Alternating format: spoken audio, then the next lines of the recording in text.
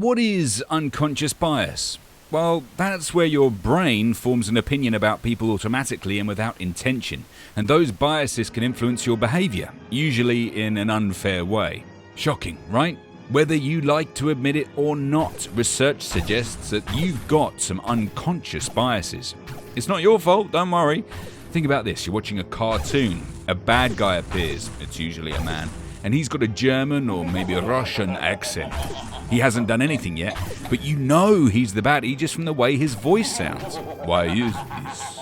Well, evidence overwhelmingly suggests that these biases, such as racial and gender stereotyping, creep in during your early childhood.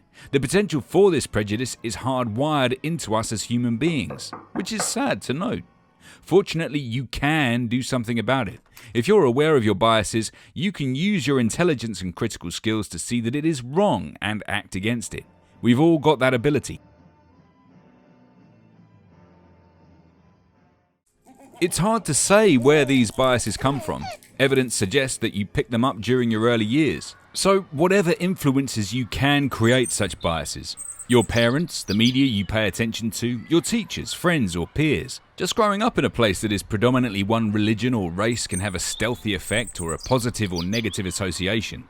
Does that make me, subconsciously, a bigot? No. You'll know yourself how you feel about people. Bigots act upon those biases negatively, but recognizing that they are there and acting against those biases probably indicates that you are a well-balanced person. Stop worrying.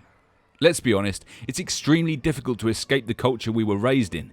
Stereotypes on the news might show the majority of criminals as a certain colour. Older TV shows might show men as the dominant sex, demonstrating what our society has been like historically.